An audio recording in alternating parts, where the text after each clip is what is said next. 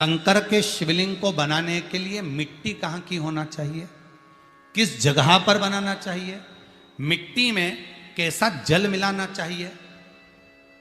जब शिवलिंग का निर्माण करें, शंकर के शिवलिंग को जब बनाए तो सबसे पहले कैसे बनाए, उस तक का विधान शिव महापुराण में और लिंग पुराण में कहा गया। महाराज कहा क्यारे की मिट्टी हो, क्यारा मतलब समझिएगा जिस मिट्टी पर कोई गंदगी ना करी गई हो, ऐसी जगह का कोई भाग मिट्टी का लाया जाए जहां कोई गंदगी ना करे। शिव महापुराण की कथा कहती है। देखो, पिछले वर्ष के लॉकडाउन से लेकर अभी तक की जो कथाएं आप लोग सुने हैं, उसमें शिवलिंग मट्टी का किस तरह से बनाया जाए और कैसी मट्टी हो और उसमें पानी कैसा मिलाया जाए, कैसा शिवलिंग तैयार करा जाए, उसका विधान वर्णन नहीं कर पाए, परंतु आज कथा निकली है तो उसको सुन लो। क्यारे की मिट्टी, क्यारे की मिट्टी मतलब जिस मिट्टी पर कोई गंदगी ना करी गई हो, ऐसी जगह की मिट्टी को लेकर जाए। और मिट्टी को लाने के बाद थोड़ा पानी का सींचन कर दें, अर्थात घर में लाएं तो उससे पहले मिट्टी को पवित्र करें। अपने घर में गंगा जल रखा हो, यमुना जल रखा हो, सरयू जी का जल रखा हो, उससे मिट्टी का सींचन कर दें। मान लो अगर ये जल नहीं भी है तो जल के अंदर थोड़ा सा इत्र डालकर मिट्टी का सींचन करें। अगर इत्र भी नहीं है तो जल के अंदर थोड़ा सा दूध डालकर मिट्टी का सींचन करें। दूध भी नहीं है तो एक बेलपत्री जल के अंदर डालकर उस पानी का सींचन करें। बेलपत्र भी नहीं है, पीपल का पत्ता डालकर उसका सींचन कर दें। पर मिट्टी पर घर में लाते से ही, ये नहीं कि मिट्टी आज लाए और तुमको शिवलिंग कल बनाना है, तो मिट्टी अगर एक दिन पहले लाए हो, 2 दिन पहले लाए हो, 4 दिन पहले लाए हो, तो उसी दिन जल का सींचन होना चाहिए। ये नहीं कि जिस दिन बनाएंगे उस दिन सींचन होगा। मिट्टी पर पानी का छींटा, सींचन भले ज्यादा मत डालो, पर छींटा तो उस दिन लगा देना चाहिए जिस दिन घर में मिट्टी लेकर आए हो, जिस दिन लेकर। फिर भले तुम शिवलिंग 15 दिन बाद बनाओ, 8 दिन बाद बनाओ, 10 दिन बाद बनाओ, 3 दिन बाद बनाओ, पर उस समय पर मिट्टी का सींचन उस समय हो जाना चाहिए।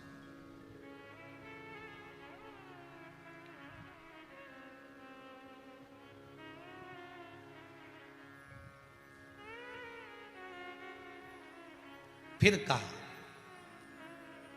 जिस दिन शिवलिंग का निर्माण करो उस दिन प्रातः में अगर आप शिवलिंग बना रहे हैं तो ब्रह्म मुहूर्त में मिट्टी को गला दो। किस पानी से गलाना है उसका भी प्रमाण, उसका भी शास्त्र वर्णन करा। किस जल से गलाया जाए, शिव महापुराण की कथा कहती है अगर आपको आज शिवलिंग का निर्माण करना है, शाम को आप शिवलिंग का निर्माण कर रहे हो, तो अपने पानी का जो मटका होता है, हंडा होता है, रसोई घर में जहां पानी भर कर रखते हो, उसके नजदीक में एक कलश जिसमें अलग से ताजा जल भरा जाए और उस पर प्लेट ढकी हो और उस पर एक चावल का दाना रखा हो, उस जल को लेकर आओ। थोड़ी देर रखा रहे, आधा घंटा, 2 घंटा, 3 घंटा, 15 मिनट, 20 मिनट, पर वो पानी वहां रखा होना चाहिए। रसोई घर में अन्नपूर्णा का निवास होता है, परिंदे के पास पितरों का निवास होता है। अन्नपूर्णा, पित्र सब रसोई घर के भीतर विराजमान होते हैं। शास्त्र कहता है 33 कोटि देवता एक समय के लिए, एक क्षण के लिए हमारे रसोई घर में प्रवेश करते हैं। इसलिए रसोई घर को तुम पूरे घर को स्वच्छ रखो ना रखो, पूरे घर को तुम साफ रखो ना रखो, पर रसोई घर एकदम क्लीन होना चाहिए, साफ होना चाहिए, स्वच्छ होना चाहिए। आज के जमाने में तो खैर गया, पर पहले जब मट्टी के चूल्हे होते थे, जब चूल्हा बंद होता था तो उसको गीला कर कर, गोबर को या पानी में उसको गीला कर कर, एक कपड़े को गीला कर कर पूरे चौके को, रसोई घर को पोंछा जाता था। मिट्टी का होता था वो, तो भी उसको पोता लगाते थे, पोंछते थे।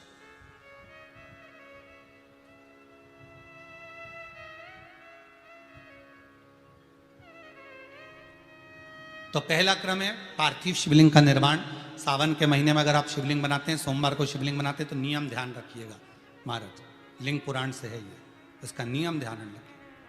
क्या करना है, मिट्टी को लाना है, जल का छींटा देना, छींटा जरूर देना, घर में लेकर आए और जल का छींटा होना जरूरी है।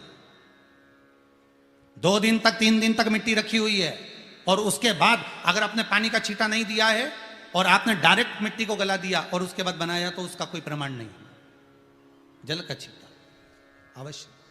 फिर उसको रख दें, 15 दिन बाद बनाओ, 4 दिन बाद बनाओ, 3 दिन बाद बनाओ, 2 दिन बाद बनाओ। शिवलिंग जब बनाओ तब उस मिट्टी को, जो कलश आपने रसोई घर में रखा है चावल का दाना रखकर प्लेट के ऊपर, अर्थात उस कलश का जल उस मिट्टी में थोड़ा सा डालिए। क्यों डाला जाता है उसका भी भाव वर्णन किया है। अब भविष्य पुराण, स्कंद पुराण और अग्नि पुराण, इन तीनों से ले लिया गया, वर्णन किया गया। जब उस कलश का जल हम डालते हैं तो उस कलश में पितरों का भाव आ जाता है, अन्नपूर्णा का भाव आ जाता है, घर में लक्ष्मी का भाव आ जाता है, संपदा का भाव आ जाता है। पूरे 24 घंटे के अंदर एक क्षण के लिए रसोई घर में 33 कोटि देवता आते हैं, तो वो देवता का सारा भाव उस कलश के अंदर आ जाता है। और वो जल जब हम उस मिट्टी में मिलाते हैं तो गंगा, यमुना, सरयू, सरस्वती, ये 33 कोटि देवता में, तो इन सब का आनंद उस जल में आ जाता है। और वो जल जब हम मिट्टी में मिलाते हैं तो मिट्टी पवित्र हो जाती है, स्वयं कैलाश अधिपति को स्वीकार करने के लायक हो जाती है, निर्मित करने के लायक हो जाती है।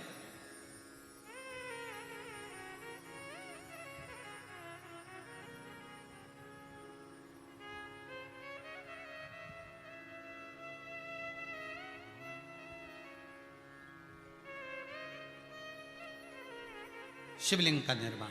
अब शिवलिंग का निर्माण कैसे करना? मिट्टी में गला दिया पानी में। सबसे पहले शिवलिंग बनाने से पहले पात्र जो होता है उसके नीचे एक बेलपत्र रखी जाती है।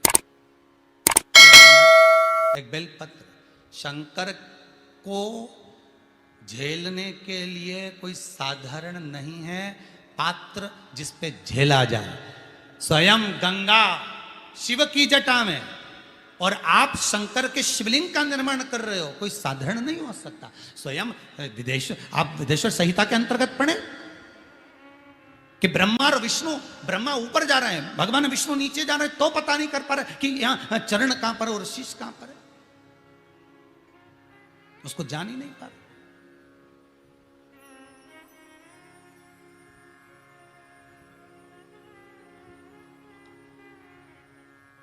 बस एक बेलपत्र साधारण भाव में, बेलपत्र भी सीधा भाग, और इस बेलपत्र की जो डंडी है वो उत्तर दिशा में रखना है थाली के अंतर्गत। जब आप शिवलिंग का निर्माण करो उत्तर, इसके ऊपर जो गलाई हुई मिट्टी है वो डाल दीजिए, और डालने के बाद सबसे पहले शिवलिंग का स्वरूप बनाना। सबसे पहले नीचे की जलाधारी नहीं बनाना, क्या बनाना है? शिवलिंग का स्वरूप बनाना। बनाने के बाद उसी शिवलिंग के पास में और मिट्टी डाल लीजिए, फिर जलाधारी का निर्माण करिए। फिर जलाधारी,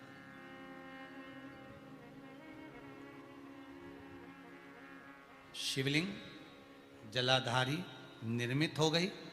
शंकर जी का संपूर्ण परिवार शिवलिंग में रहता है, आपको पहले भी कहा। भगवान भूत अधिपति भूतेश्वर भगवान शिव का संपूर्ण परिवार शिवलिंग में, पहले भी कथा में कहा, आज फिर आपको वर्णन कर देते हैं। जैसे ये जलाधारी है गोल, ये चरण है, ये शिवलिंग है। ये जो गोल भाग है जहां पर भगवान शंकर का शिवलिंग रखा है, ये पार्वती जी का हस्त कमल है।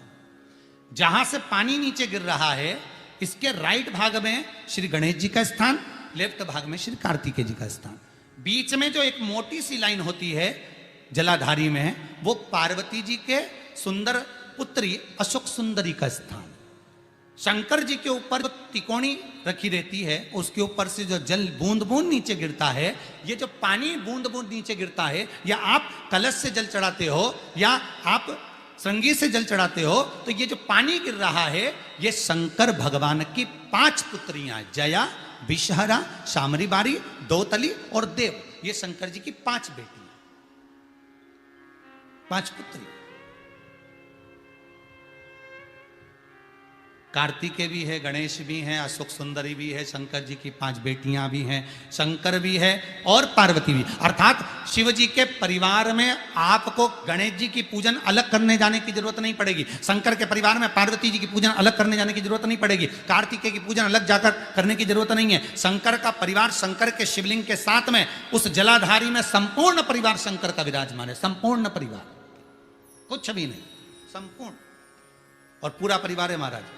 फिर वही बात आई, ध्यान दीजिएगा, जिस व्यक्ति को नींद ना आवे, रात्रि को सोते समय टेबलेट खाने की जरूरत नहीं, शंकर भगवान की 5 पुत्रियों का नाम लीजिए। जया, हाथ में जल लो, पलंग पर बैठो, जल हाथ में लिया, जया आचमन कर लो, विषहरा आचमन कर लो, श्यामली बारी आचमन कर लो, दौतली आचमन कर लो और देव आचमन कर लो। ये शंकर की जो 5 पुत्रियां हैं, ये ऐसी पुत्रियां हैं जो निंद्रा देवी को लेकर आती हैं और हमें विश्राम का आनंद सुख प्रदान करती, हमारे नयनों पर विराजमान रहती।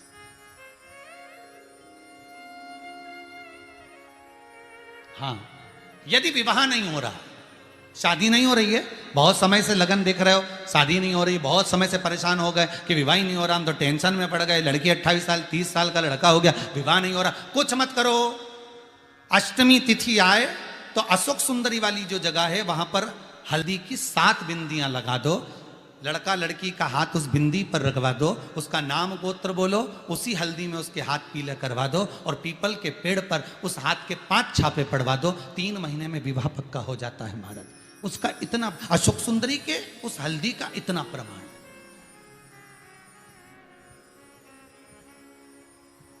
3 माह के अंतर्गत विवाह नक्की होगा, इतना इतना प्रमाण है महाराज। भगवान शिव की आराधना का कोई साधारण फल है महाराज।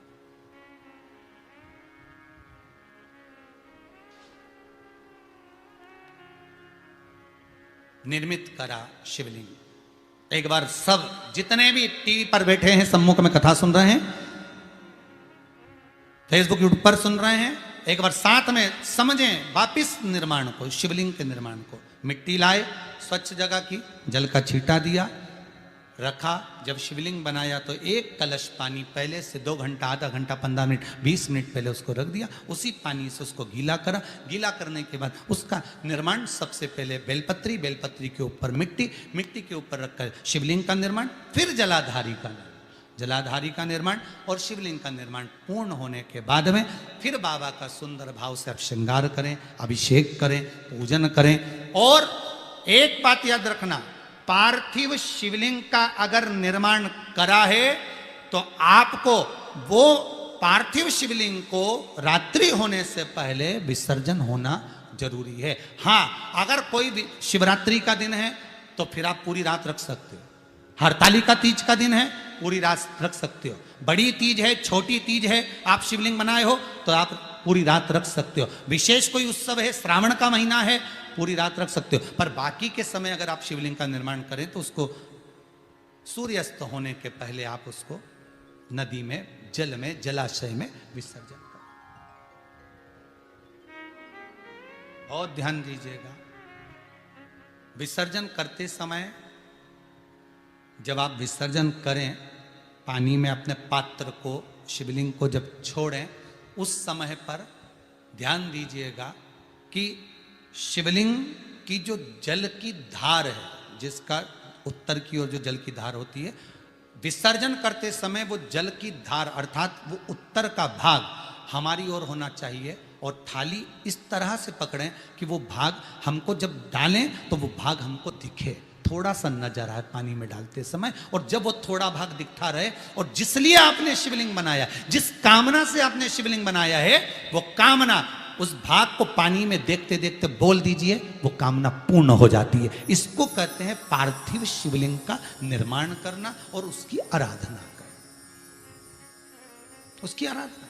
कई लोग करते हैं, बना भी लेते हैं, पूजन भी करते हैं, और कई बार कहते हैं हमारा काम नहीं, तो उसमें भगवान का दोष नहीं है, दोष अपना। देखो, आप आए नहीं, सुबह हो गई, मेरी पूजा की थाली धरी की धरी रहेगी, क्यों नहीं आए, किस लिए नहीं, वो हमें देखना।